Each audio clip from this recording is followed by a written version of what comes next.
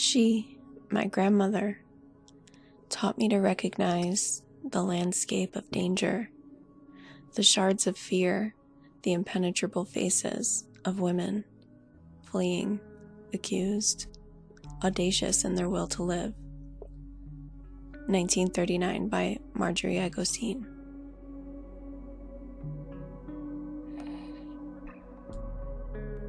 This is a broad introduction to trauma theory in a postcolonial context in relation to identity formation using literary and cultural references. For a more detailed notation of specific works of culture and literature and theory, please see my channel.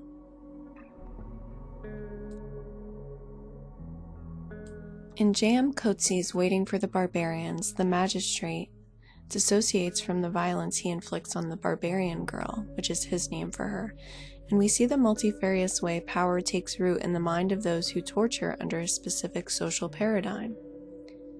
In David Henry Hwang's M.Butterfly, Song Lilling cleverly manipulates the Western bureaucrat René Gallimard into divulging government secrets by becoming the colonial subject Gallimard's culture has told him he should want to dominate.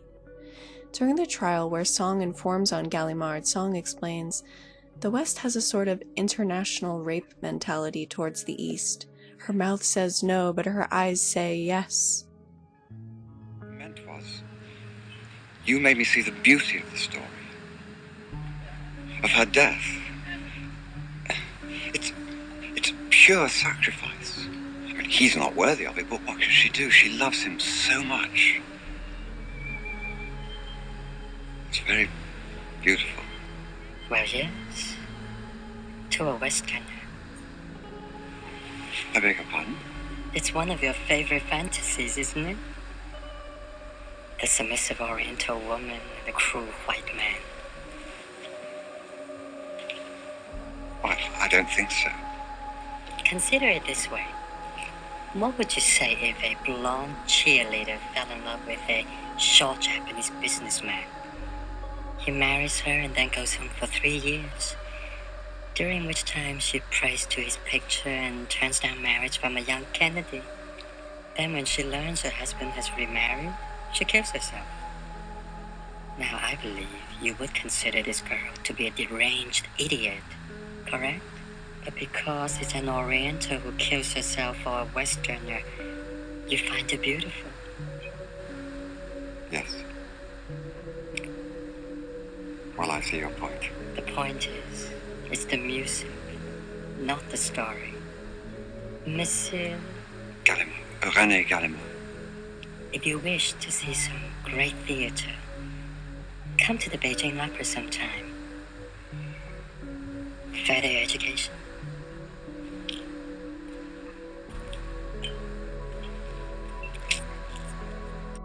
The West thinks of itself as masculine, big guns, big industry, big money, so the East is feminine, weak, delicate, poor, but good at art.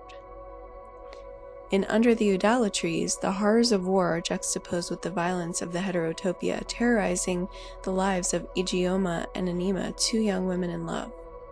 These stories interact with the socio-political history which is tantamount to the theories of traumatic memory. Trauma, in a postcolonial context, can be determined largely by the attitudes of whole societies and, since we live in, as Bell Hooks would say, an imperialist white supremacist capitalist patriarchy, particularly enacted by those who seek to emulate all of those qualities Hooks refers to in her explication, we should consider the trauma that occurs under those circumstances.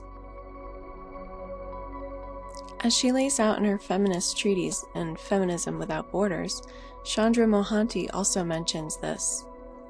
Sexism, racism, misogyny, and heterosexism underlie and fuel social and political institutions of rule, and thus often lead to a hatred of women and supposedly justified violence.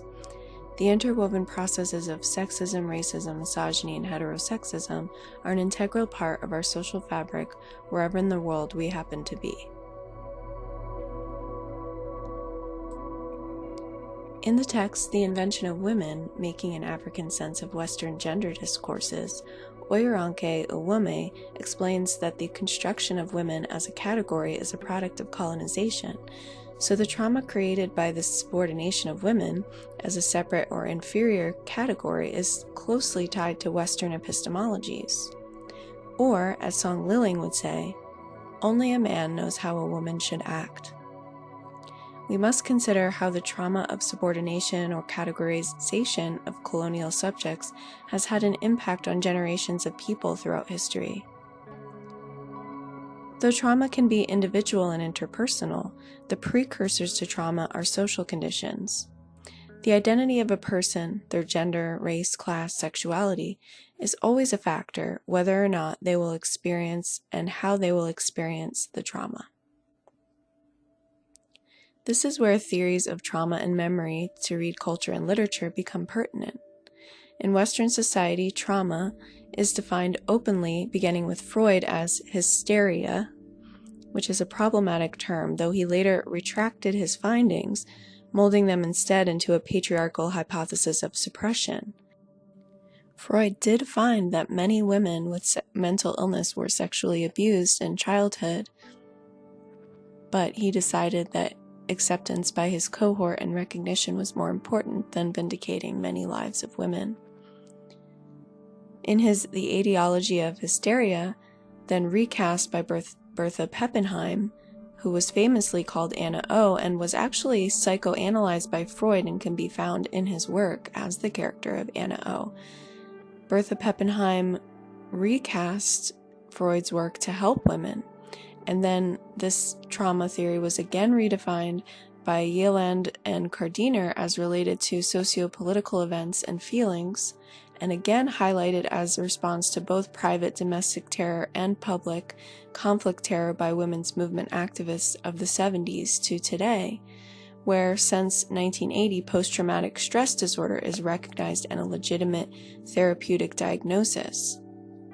Now you can find out about this in Judith Herman's book, but in The Body Keeps the Score, you can also read about how there are other diagnoses of trauma, including a trauma diagnosis that has to do with developmental trauma.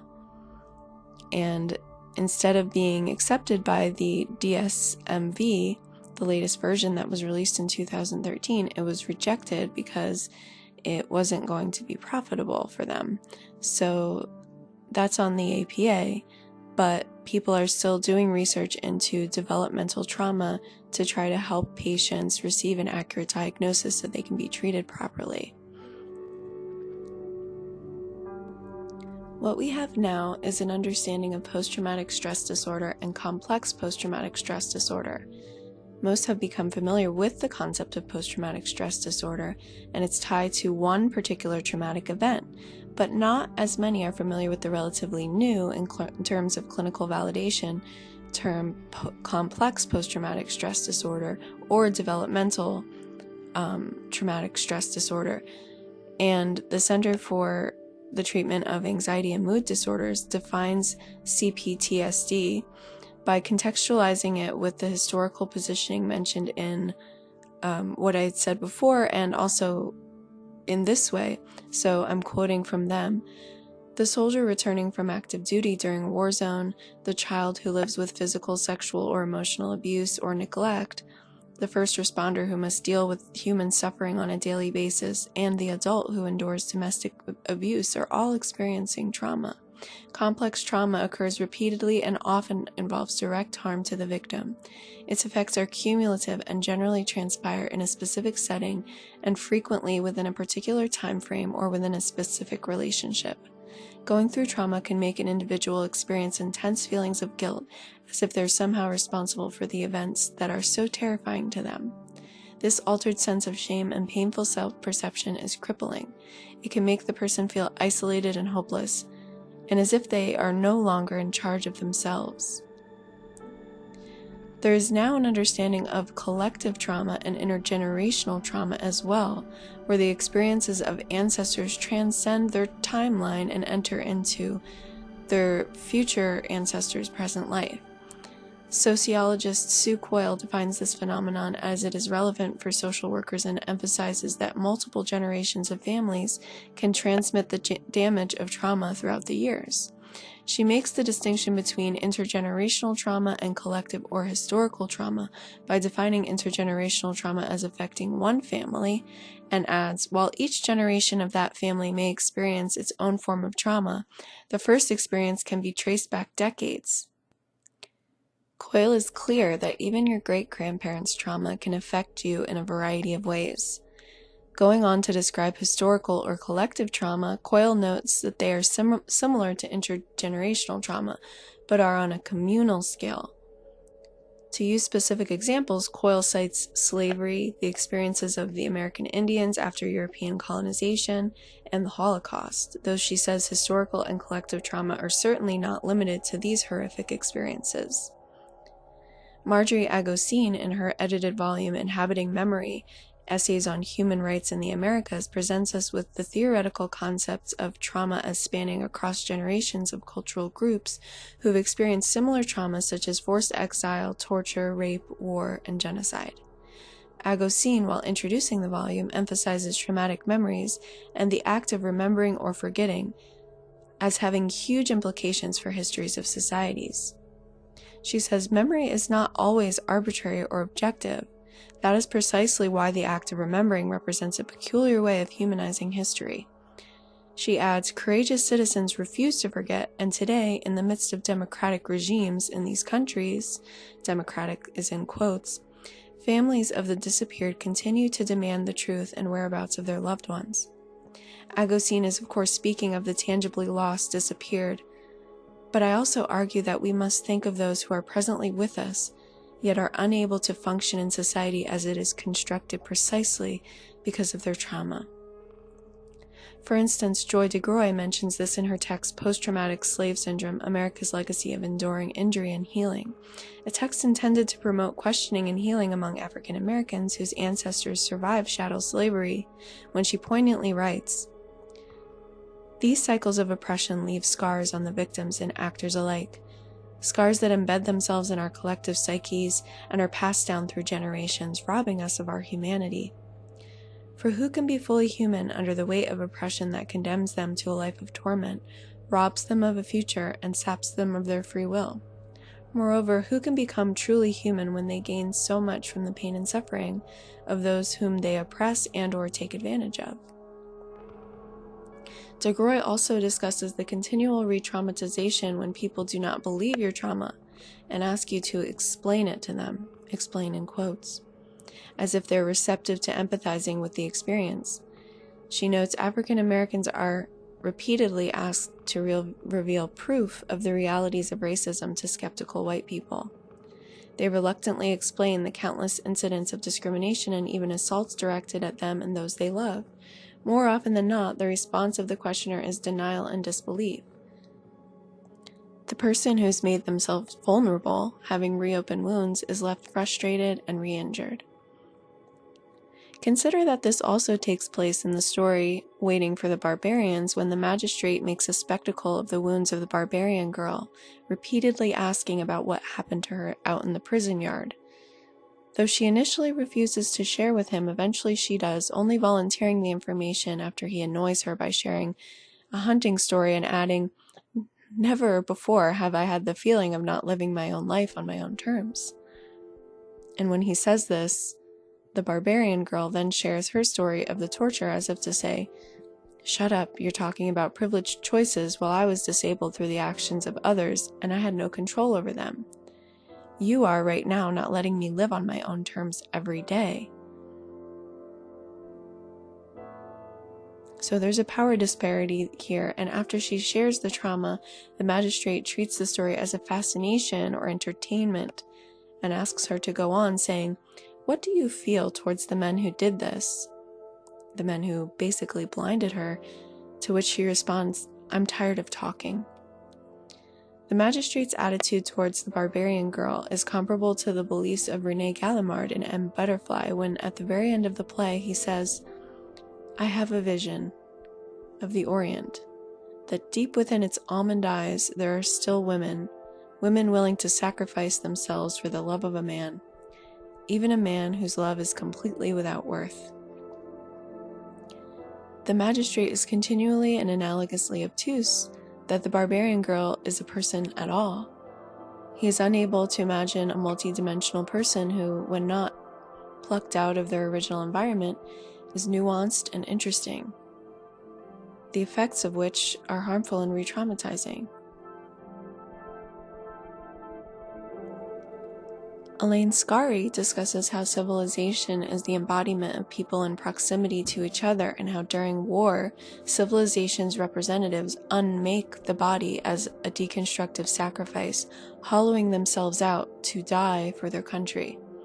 To juxtapose, in the domestic sphere, women in violent relationships sacrifice themselves for the good of the relationship, as they think, family or gender role.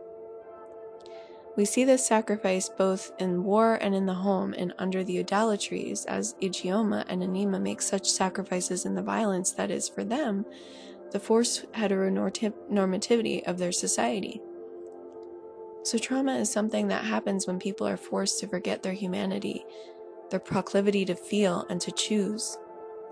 This is palpable in a story where the girls' minds are colonized with religious prescriptiveness and social dread. Whether public or private war, subjects are permanently scarred, and those spheres of public and private equally impactful and related to each other. Marjorie Agosin explains, memory is also linked to what connects and identifies us, such as the language we speak. The ways we perceive and retrieve memory in order to approach the past is an extension of our bodies and ourselves. Memory envelops everything, especially in those societies that have so often been denied their own humanity by abusing their dignity. Good, Hyde, and Pinto's Postcolonial Disorders, where mental illness is considered in relation to past and current imperialist political events, also explores traumatic phenomenon outside of European myopia. They do this by explicating subjectivity and necessarily address disorders, in quotes, the intertwined personal and social disorders associated with rampant globalization, neoliberal economic policies, and postcolonial politics. And whether read as pathologies, modes of suffering, the domain of the imaginary, or as forms of repression, disordered subjectivity provides an entry into exploring dimensions of contemporary social life. The authors also emphasize a re-examination of thinking on race, ethnicity, and culture, and their relevance for psychiatry, in particular, historical or multi-generational trauma, or historically unresolved grief, and how it impacts subsequent generations of postcolonial subjects. It's important to be aware that focusing on disorders proper can reify the need for humane intervention, keywords which allow colonial disruption and further traumatization, because you're saying that these people are not really human and cannot help themselves. So in Postcolonial Disorders, the authors make clear that this is not yet another way to objectify historically colonial subjects. They continue to define their mission and explain a benefit of linking disorders to subjectivity is the potential for increasing understanding of the lived experiences of persons caught up in complex, threatening, and uncertain conditions of the contemporary world. Or, as I've heard another author put it, we need to think of each individual person as a collection of memories and circumstances, and not just an object to poke and prod. Such a linking provides a focus on the historical genealogy of normative conceptions. These normative conceptions are associated with order and disorder, rationality and pathology, and they bring analytic attention to everyday lives and routine practices instantiated in complex institutions. So it is vital that while we wish to have more equal footing in society, we don't continue to infantilize people by objectifying their experiences and removing agency, capitulating the power large systems like institutions, governments, and nations possess. In other words, it's not enough to stop the analysis at people have no power. It's important to use this information to understand why people make certain decisions every day, to see them as actors within, against, or teetering on the line of traditions and boundaries that we can trace, and also to recognize that they're full people with complex lives, not just diagnoses or cultural stereotypes. Freud first formulated his ideas about trauma by listening to women, but because of the professional pressure, he chose to forget what he heard to make his findings socially acceptable. When listening to the experiences of others, it's important not to change what they're saying to suit our own needs. As Agosín exclaims in Inhabiting Memory, hopefully, the exploration of memory will lead us to a world where the right to remember and the act of remembering are essential elements to human rights.